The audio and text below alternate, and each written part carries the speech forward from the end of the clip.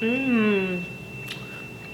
How would I describe it? Like when I bit into it, it was just like that.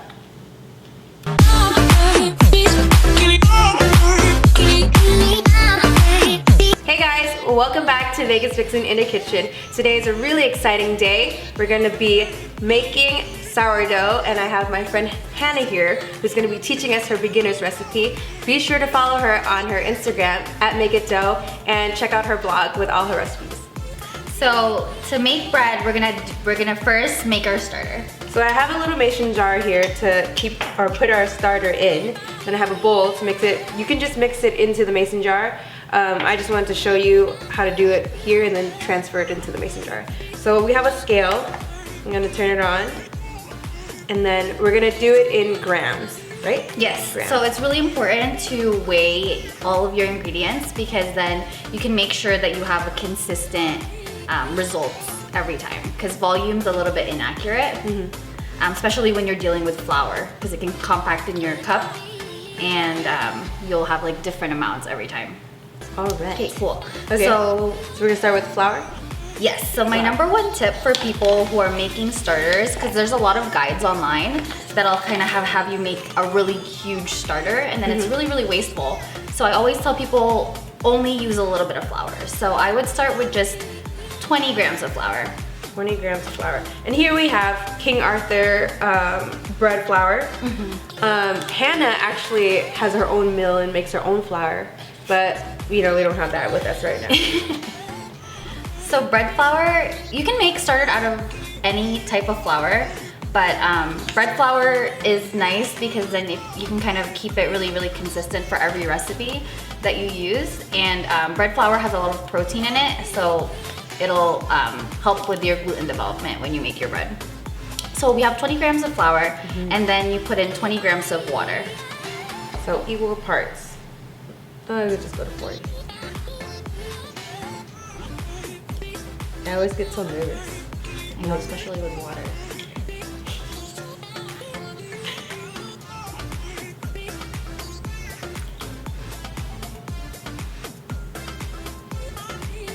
That's perfect. So you just stir that all together. You want to make sure that all the flour is hydrated. And then what this is doing is just kind of harnessing the wild yeasts in the flour and in your environment, because there's yeast all around us. And when you harness that yeast, you can make bread with it. So instead of using commercial yeast, you're using this starter. And like, what's the difference between the commercial yeast and this yeast? So commercial yeast is only one strain of yeast that they've kind of cultivated and commercialized. But with wild yeast, it's all the yeast that's all around you. So they don't really name the types of yeast that are in a starter. Okay. Because there's just so many of them. So if you, that's perfect. Awesome. Yeah, so you just put that in your thing, your little mason jar over there.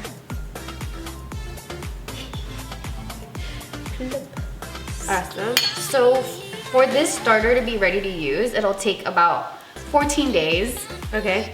Till it's ready. So the maintenance on this, it's really easy. It's actually super simple. You just, after this, take half of it out, and then feed it with more water and more flour. And you do that process for about 14 days until your starter is kind of rising rising and falling predictably, and then you'll be ready to bake with it.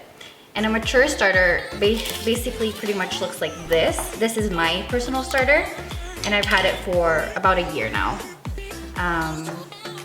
So it should be like nice and bubbly, and Can I smell it? Yeah, and it'll smell like yeasty. It won't smell bad. It's kind of like a soury smell, but like I like it. It's weird. It's really weird. A lot of people say it smells like beer. Kind of, yeah. Yeah. So it should smell a little bit acidic, a little bit sour, but it's not gonna smell bad. It's not gonna smell like rotten or anything like that. Okay, so we feed it every day, and then it never dies, or does it die? Like what happens like, I know like I started one a long time ago, and then I went on vacation, and then I came back and it's just flat, and I was like, oh no, and I threw it away, but you told me that you can revive it. Yes. Right? Okay. Yeah. So you have to feed it every day. Oh, you don't have to feed it every day. Oh, I really thought you did. Yeah, so sometimes people keep their starter in the fridge. Okay. And then you only have to feed it once a week.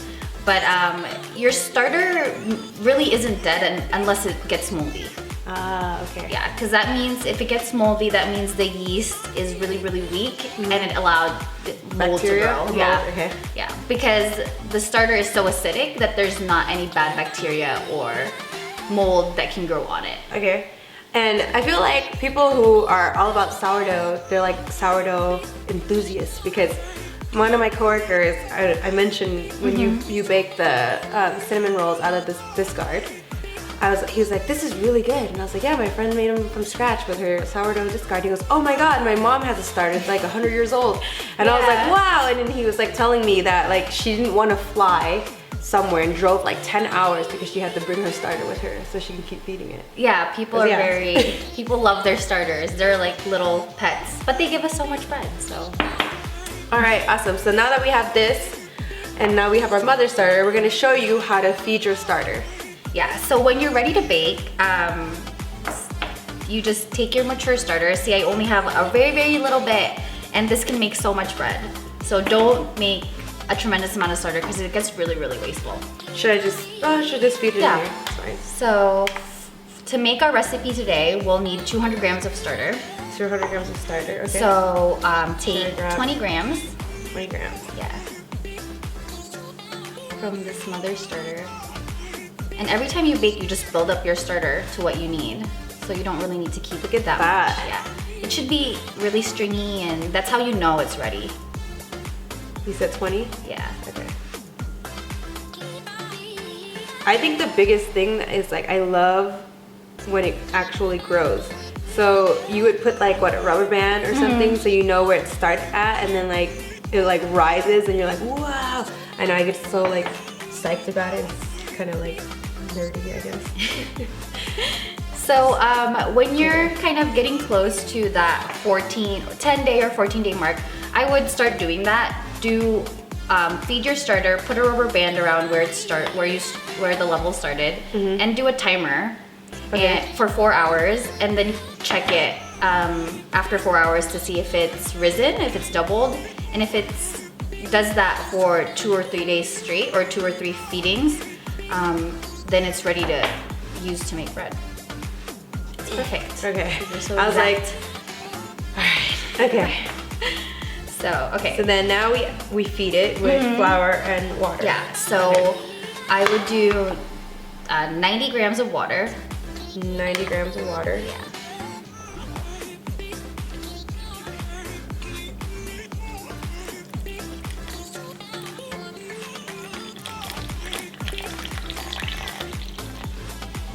Perfect. Okay.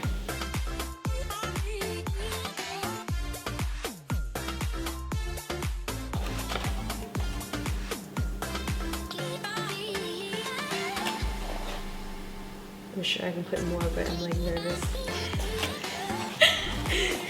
Little by little.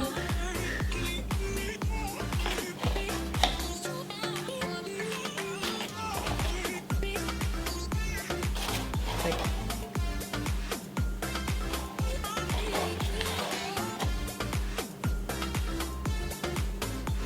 Perfect.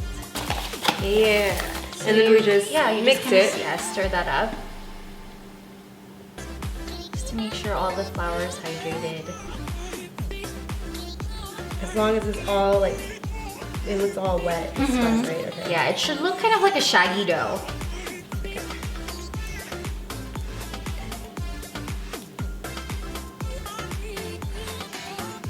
So right after you feed your starter, it'll kind of look like this, like lumpy, and so it'll look lumpy like this. Yeah, like a dough ball. But after about 4 hours, 4 to 8 hours, depending on how active your starter is, it should look like this. It's bubbly, it's kind of like a solid thing, very liquidy, but you can kind of see all the bubbles in it. If you kind of poke a spatula in there, it's very, very stringy. Because it's alive. Because it's alive. because that all the yeast has kind of eaten the flour, and this is the optimum amount of yeast that you'll have. After about 4 to 8 hours, you don't really want to use your starter anymore because a die-off of yeast has happened, so it's not very active anymore. So you want a lot of yeast so that it can eat through the flour and make your bread rice. And it's also important because it can also grow or explode, right? Because when it's growing, because what happened with yours, you told me the story about when it exploded in the cabinet. Yeah. So I guess you can be careful with that too. Yeah, so just make sure that you have a lot of room in your container so it doesn't explode. All right. Okay, so now we're ready to use this starter. So something that we did leave off in the segment about doing your starter is the type of water that you use. So here we have bottled water. It's better for you to use either mineral or filtered water because there's chlorine in tap water. That could be really bad for the little organisms that are developing in your starter. And then another thing that we also left off is to always date your mother's starter so you know how old it is. Yeah. So now we're gonna mix the dough for our bread since our starter is fully developed. Yes. Okay. Awesome. And so we need our scale, right? Yeah. And a bowl. Yes. Bowl down. So we'll just do one big one. Okay. And then we'll just divide it. Okay. Should I use the bigger bowl or just fine? Oh, this is fine. Okay. So this recipe is super basic and really, really easy to remember. So I like beginners to start this way because it's really easy to scale up or down. This is called a 1-2-3 recipe, and 1-2-3 basically means 1 part starter, 2 parts water, and 3 parts flour. Which is totally proof because I did it a couple times by myself and she was super proud. Yeah, it's so easy to remember. So we start with, let's do the water first. So water, okay. Since it's 1-2-3, we're gonna do 600 grams of flour, and this will make 2 loaves. 600 grams of flour, 400 grams of water.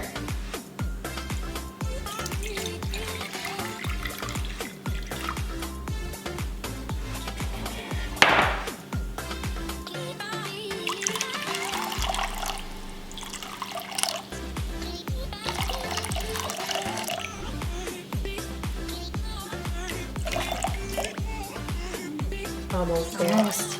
There you go, that's perfect. And then we'll do 200 grams of starter. 200 grams of starter. I just love these bubbles. Yeah, they're like nice and fun. I don't know how to like explain it. Playing with your food or something. Is too much? No, probably need way more than that. Okay. Yeah, way more than that. Flop. So a lot of people use this thing called the float test to test their starter. And all that means is when your starter floats in the water, that means it's ready because it has all those the air? Nice, air bubbles. I think you need all of this actually, yeah. But I wouldn't necessarily use the flow test as a proof that your starter is ready because it can be really inaccurate because if you scoop the starter wrong, you might pop those bubbles. Oh, okay. So it wouldn't necessarily float, but your starter might be ready. So I would just wait for the signs of your starter being really bubbly in the jar and kind of stringy like we showed. Cool. Okay. Yeah, that's perfect. So now I would stir that and make sure it's all dissolved. I don't think I did that last time. Yeah, this is just like the easy way of incorporating starter. Okay. Especially if you're a beginner, because handling dough is kind of tricky.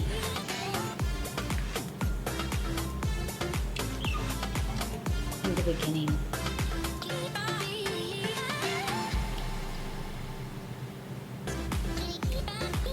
Do I have to wait until it all dissolves or just? Yeah, just dissolve.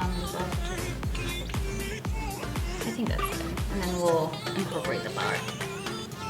And then you need 600 grams of flour. So that's 1 part starter, 2 parts water, and 3 parts flour.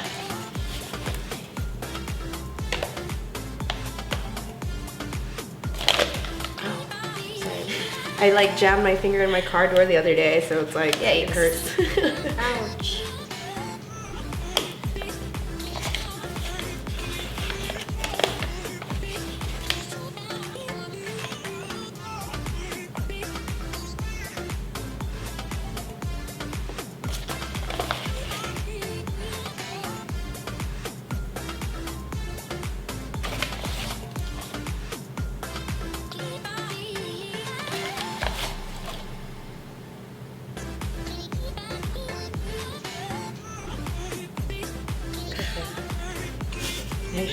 I'm just gonna go like this. Alright. Okay. Then, Yeah. Okay. Now we can take it off here. And then you can stir it with a spatula or with your hand. I'll do the Start with- spatula yeah. for now. Do the Then spatula. I'll get hands on. Yeah. You just gotta make sure that all the flour is hydrated. Okay. Otherwise, you'll have kind of like lumps of flour, and you really don't want that.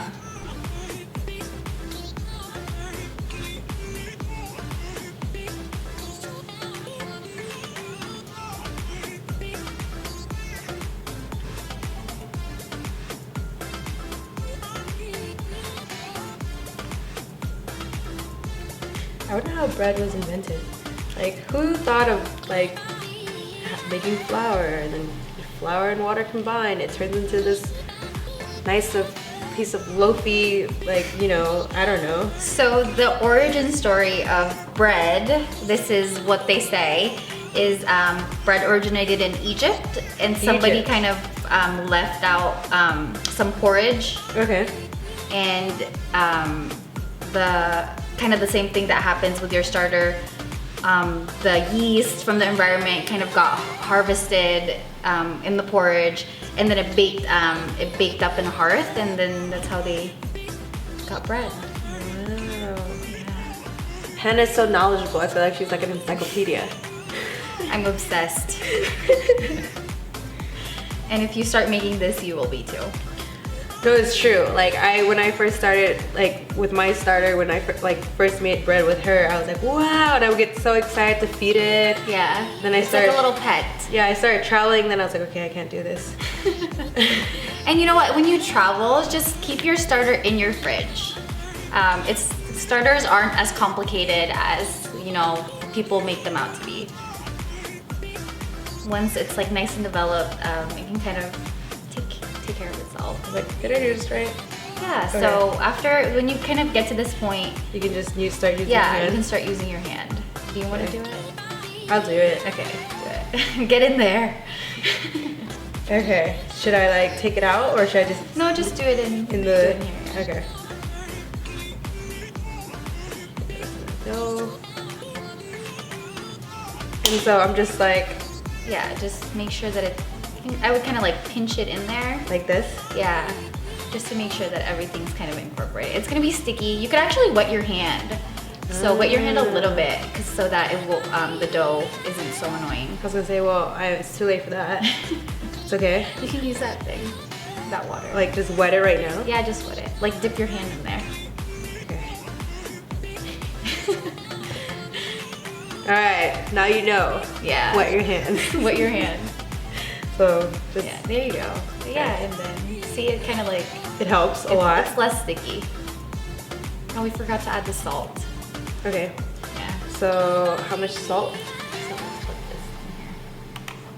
This happens to a lot of people. I was gonna say I forgot to put salt in my bread. And I was like, why does it taste so like bland? Yeah. And then I was like, oh, I forgot the salt. Okay. So we just put 16 grams of salt.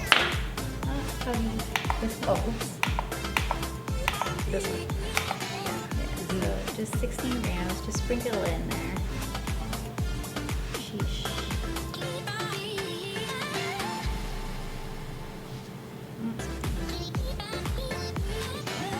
Oh, it's perfect.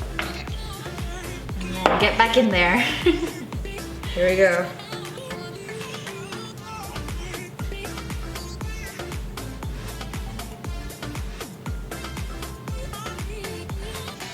And this is a really good formula for beginners because the dough isn't so wet and like kind of like sloppy. I feel like this is like super sticky, but is that normal? Yeah, it's really normal. Okay. So right now the dough is gonna be really sticky, but as you kind of go and develop it, when you develop the gluten, it'll kind of lose its stickiness. Okay, so I feel like this process is kind of a long process. Like, what's the difference between like growing your own starter and using a commercial yeast? So commercial yeast, like I said earlier, is just one strain of yeast that's been kind of cultivated and farmed. And starter is all of the yeast that's around us. So it's a little bit healthier. So the main difference is commercial yeast works really, really fast. Okay. And it's a lot more predictable, but starters are work really slow. So it takes kind of 4 hours for your starter to rise and your starter to work on your bread. But that means that there's more time for the dough and the flour to get fermented, and that's the main difference, and that's why a lot of people are kind of going back to eating sourdough, is because bread itself is not really bad for you. It's just the way that it's made. So with commercial yeast, it works so fast that the bread doesn't get fermented. And what happens when you ferment your dough is that the flour gets pre-digested by the sourdough, and it really unlocks a lot of those minerals and vitamins that you wouldn't necessarily get if you were just eating regular bread. Because that's all of those nutrients kind of get locked into the flour, and then you don't really experience the benefits of bread. Yeah. All right, so I can see. I think you got it. Yeah, like it's not as sticky to my hands anymore. Yeah, it'll be really sticky at first, and then you kind of just leave this. We'll cover this and leave it for half an hour. Can I scrape this? Yeah, and as your flour gets hydrated, the dough will become a little less sticky and easy to. I mean, more easy to handle. Yeah. Yeah. Cool. I'm excited. So I'll have you wrap it. Yes. So we'll just cover this. And now we're doing the resting process. Yes. And how long do we rest for? So we'll rest this for half an hour. Okay. Just so the flour can get all hydrated and it gets incorporated. And then we'll do a series of stretch and folds to develop the gluten. So do we stretch and fold or do we slap and fold? We could do either. Okay. Yeah. I love slapping and folding, you know. I have like sometimes stress from work or something and I just take it out on the dough. Yeah. You can too. All right, I'm gonna wash my hands while this rests. Okay, so 30 minutes. Okay, so now that our dough has rested for 30 minutes, we're gonna check it. And you can tell it's not as sticky anymore.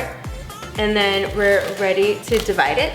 Yeah, we're gonna divide it. You don't have to necessarily divide it, but since there's 2 of us, we're gonna work the dough together.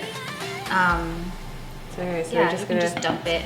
So as you can see, it's not super sticky anymore. It's not sticking to Janie's hand like it was before, because the gluten's kind of more developed now. Now.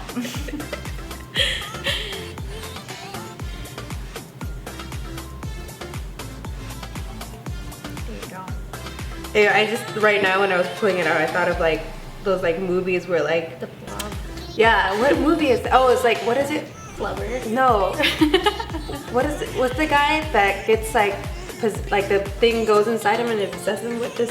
Venom. Venom. Oh, yeah, Yes, yeah. that movie Venom. That's what I thought of it. I just saw it going. That's what I thought of. It's alive. Okay. So there you go. And because I have misplaced my dough scraper, we're gonna use this cleaver to divide it. So that looks about right down the middle. Yeah, that's perfect. Awesome. It's not really sticking to your counter. counter. But if your dough is really sticky, I'd use water on your workspace instead of flour, because you don't really want a lot of raw flour getting incorporated into your dough. Okay. So now what do we do? So now we do slap and fold, and that the motion for slap and fold is slap it on your desk and then you kind of roll it on top of itself. My favorite. And then you Remember, just guys, do that. Slap you and stress fold. at work, take your anger on the dough. And this just kind of develops the gluten.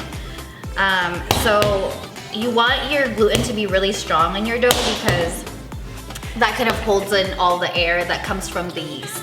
I like how Hannah's like, you know, whatever, and I'm over here like. And you just want it to be a really like smooth surface. And as you can see, it's not really sticking to our fingers at all. I just look like my hands are more messier than yours.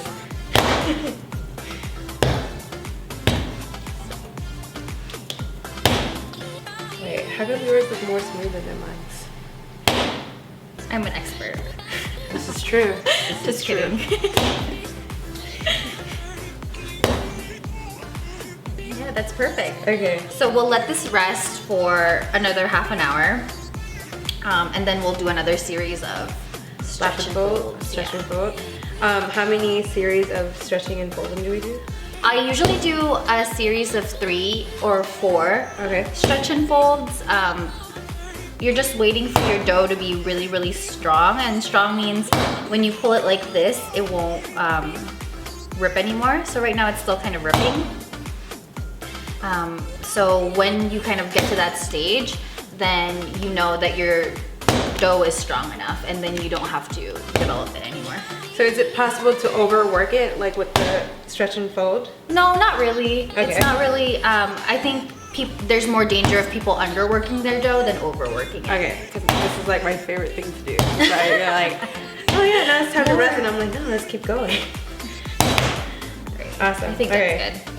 So we'll just put this in the bowl, and we'll cover it with more plastic wrap, and we'll let it rest for another half hour, and then we'll do another series of stretch and folds.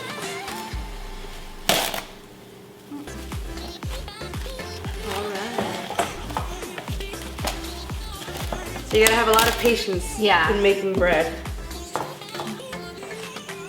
And a lot of it is just waiting, so. And maybe I should put this in a smaller bowl. All right, 30 minutes. There you go. All right, so now that another 30 minutes has passed, we're going to stretch and fold. So stretch and fold, this is another way to develop the gluten in your dough. Okay. But it's a little bit more delicate than slapping and folding. Okay. And you want to kind of be a little bit more delicate with the dough at this point, so you can keep all of that air into your dough.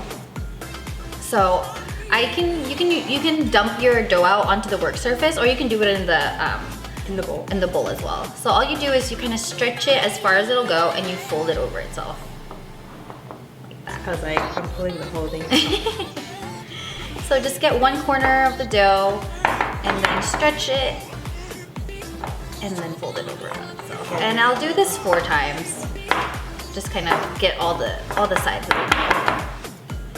And you'll notice as you start folding it that it'll start resisting and getting a little bit harder to pull. See, like this. So if I were to do it on the surface, would I just be, can I just fold it from this way? Yeah, sure. Okay. You just want to stretch it because that's what kind of gets the gluten all developed. Yeah, there you go. See, our dough is very, it's a little bit tacky, but it's not sticking to your fingers at all. And that's kind of what you want. And that should be it. I just like messing with it longer. Okay, now it's ready to sit for another 30 minutes? 30 minutes, and then we'll do another set of stretch and folds. And we're just doing it one more time? Yes. Because our dough is kind of feeling really strong now. Okay. All right, 30 minutes to go. Okay, so another 30 minutes has passed, and we're going to do another series of stretching and folding before we let it rest again. Yeah. So like we did last time, just pull one side and fold it onto itself.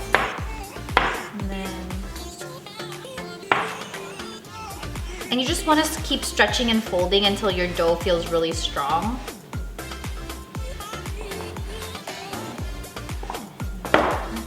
So you'll know your dough is ready. You can just pinch off a little bit of it, and then you kind of, oh, oops, that was a bad one. I'll do that over. So you can pinch a little bit of your dough off, and then you stretch it kind of carefully. And if it kind of stretches where you can see through it without it tearing, then that means you have enough gluten development. And your dough is strong enough. So once you get to that point, you just cover it again Unless you're Jannie and you want to keep playing with your dough. Yes. And But like, so what happens then with it? You can feel like those parts that are like kind of like hard. oh, Do you feel like what I mean? Like this random. Okay, maybe that was just one thing. just pinch it in and kind of incorporate it. Okay. So you cover it, and then we'll let this rest for 2 to 4 hours. We'll let it, it's called bulk fermenting, where you just let the yeast kind of digest all the flour, and it gets all the carbon dioxide in there to make your bread nice and fluffy. So that could take anywhere between 2 to 4 hours, depending on how active your starter is. So just let it rest at room temperature for that amount of time, and then you'll be ready to shape your dough. So after your dough has bulk fermented for a few hours, then you'll be ready to shape. Your dough should be really, really bubbly and kind of jiggly. All right, let's start shaping. So to shape your bread, you pick up the bottom part, fold it into the middle, and then you shouldn't really need that much flour for this part. Actually, you should probably try to use the minimal amount of flour just so that it doesn't stick to your table, because you don't want any raw flour getting incorporated into your proof dough. So after you fold it into the middle, you pick up the sides and kind of fold it in like an envelope. And then you pick up the top part and you fold it into itself. And then you kind of stitch the sides into the middle. And what you're trying to do here is just create tension so that your dough keeps its shape while it's proofing. Okay, I don't know if it looks good or not. I feel like I did it wrong. Good. So just kind of stitch the sides into the middle. Okay. Yeah. It kind of it takes some getting used to get comfortable with the dough, but Okay. as long as you're creating tension, so fold the So top part fold it into over? Yeah. And then just kind of cup it, because you really want to create that tension. So what you're really looking for is kind of a smooth surface on top of your dough. I think that looks good. Let's see. So you want it just to feel really tight on top. Okay. Yeah, that looks good. Just try to be really gentle because you I want think to when keep I that did air it, I was bubble. gonna say when I did it by myself, I don't think I did it that tight. But Yeah. so yours look all nice and shiny, and mine's kind of like dull. Okay. But I see the bubbles. Yeah, I you see the bubbles, so you so I would just pull it in like that Ah, okay. to try to make some tension. Because you want that taut skin so that it Okay. keeps its shape. Okay. So after you've shaped your little dough ball. I want them to see like these like bubbles. Yeah. Yeah. Can you see it? The bubbles. Awesome. Like alive. Yeah, it's alive. Okay. All those yeasts working. So after you've shaped your dough ball, you'll need kind of a container to proof it in, because I usually like to use these glass bowls, or if you have one like Jannie does, you can use this thing called a banneton. But if you don't have one, it's fine to just use a glass bowl that you have and a tea towel. So I'll use this. So just line your glass bowl with your tea towel, and then I use rice flour, so that you just coat your tea towel with rice flour so that your dough doesn't stick. And just a little bit. Yeah, you want to coat it a lot actually, just Okay. to make sure that your dough doesn't stick. And you want to use a bowl like this or a banneton because you want your dough to proof up, not out. Because Okay. otherwise it'll spread Okay. while it's proofing. So now you just pick up your dough and then you plop it in there, seam side up. Seam side up. Yeah. Okay, right. Kind of slow. There you go. Awesome. And then I just mine with a little bit more rice flour because I'm gonna fold it into itself. So what about this one then? That one should be fine. Okay. And then do I just cover it with? I would cover it with plastic wrap. Plastic? Okay. Yeah, so that it doesn't dry out. Because you don't want your dough to develop like a hard skin and not be able to proof up. All right.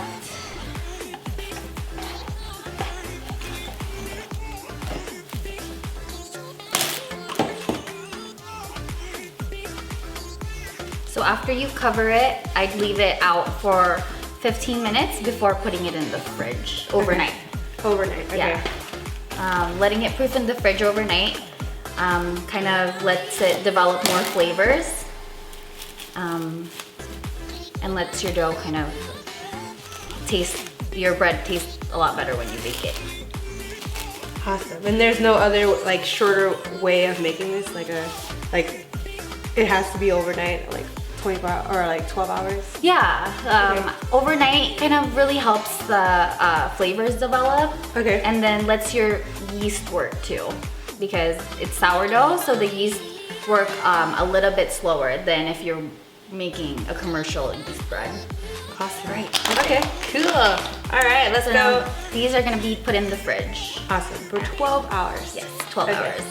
Now that we're ready for baking, we have preheated the oven to 500 degrees with a Dutch oven inside. And then Hannah actually prepped this dough yesterday. So it's actually ready, and we showed you guys how to shape. And now we're gonna show you guys how to score. Yeah, so you can just bake right straight from your fridge. So when your oven is preheated enough, just take your dough out of the fridge and score it and then bake it. Awesome. So scoring is basically a way to control the release of steam from your bread, because when your bread bakes in the oven, all of the water that's in it evaporates, and if you don't score it, which is what we're gonna do right now, it'll explode and burst in different places where you don't want it to. So I can just go. Yeah. Perfect. So you can kind of tell when your bread is ready because when you poke it a little bit, the indentation comes back really, really slowly, and then it kind of stays, if you can kind of see that. And you can see air pockets, but you can't really tell right now, but there's air pockets. All right, so now we're gonna score. And do you want to show them? Sure. The so blades? these are kind of different scoring tools, and all these do is just hold the blade that you use to score with, or you can actually use a really sharp knife too if you don't have a blade on you. But Jannie likes to just hold it. Yeah, but be careful. Unless you're comfortable with just holding the blade, I wouldn't suggest it. Yeah, because it's very, very sharp. So yeah, and so I am gonna find a pattern that I like, and I'm choosing this one, and let's see how this goes. So you can usually use a piece of string or something to like kind of, what's the word? Work out lines in your bread to make it even, because she's doing kind of a line design. Shout out to Bread Journey on Instagram. It doesn't. Do I just press down? I would go like this. Okay. So So scoring doesn't really have to be complicated, but if you want to get creative with it, which I enjoy that part of the bread making process. It's actually one of my favorite part, or like so you just put some rice flour in it. That'll just favorite steps aside from slapping and folding. So that'll just just go like make your design more prominent. I would do this. Just go like this. So you just go like that. Yeah. She does it with finesse, you know? So much finesse. And then like that. There you go. Yeah, I think that's how it is. And then I'll start scoring. I think it goes downwards. Yeah. So just make. Does it have to be deep? Yeah. Up to you, right? Yeah. Just make sure that it cuts. But when you're scoring, a lot of people have a lot of trouble with scoring. But just remember to do quick, confident strokes when you're doing it, just so your dough doesn't drag. And it doesn't have to be pretty, you know. It can be simple, like a nice slash on the dough is really nice too.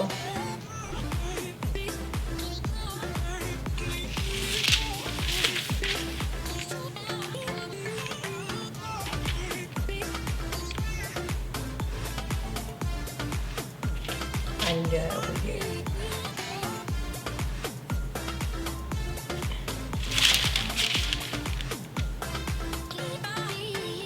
There's so many patterns out there too. Mm-hmm. Yeah, people get really creative with it.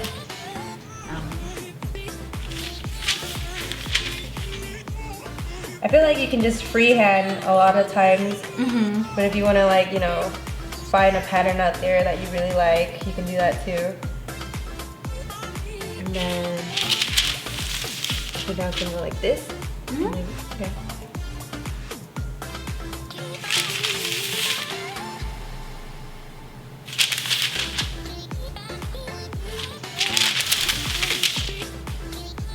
So professional. No. I'm over here like, oh, I don't know about this. There you go. One And then more. one more. Yeah. Can I, Beautiful. like, add one more thing? Yeah. Why not? Do it. It's Why your glow. not? It's your signature. There's tons of different patterns that you can do.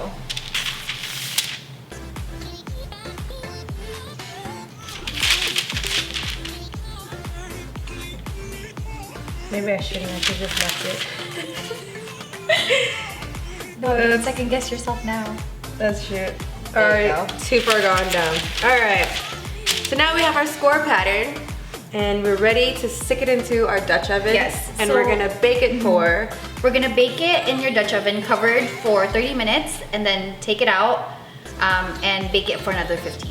So we've been baking the loaf for half an hour inside the Dutch oven and now we're ready to take it out and transfer it to this sheet so that way we can bake it for another 15 minutes, yeah. And some people just take the cover off of the Dutch oven, but I like to take the bread out and put it on a separate cookie sheet because that way the bottom of the bread doesn't. Careful, it's really hot. So I would just slip it off of there. Okay. So doing this kind of ensures that the bottom of your loaf doesn't burn. Just a little trick that I've learned. And then we're gonna put it right in there for another 15 minutes.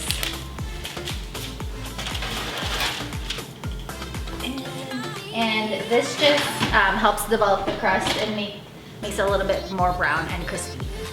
Well, there you have it, guys. How to make sourdough from A to Z. And how you can tell that it's done is if you have a thermometer. What do you call it? Just a thermometer. An instant read thermometer. You can temp your bread, and if it registers anywhere from between 190 to 200 degrees or more, then you know it's ready.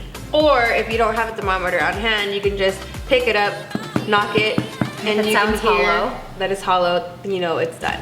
All right, Hannah, let's cut into it. Okay. Do you want to cut into it? Oh, you can do it. And I would use a serrated knife for this.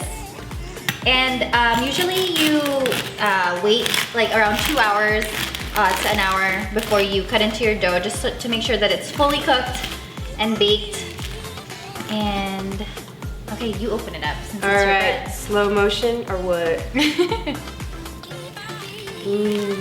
Ta-da! Okay, it's kind of like stuck a little bit, but should we do that over? Do All the right, opening part. opening all over. Whoa! Ooh, it looks so good. It looks really good. Good job, Janie.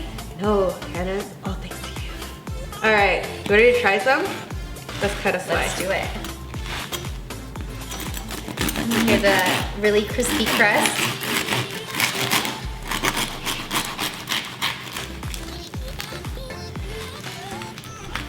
I gotta like press down hard Yeah, on there that you crust.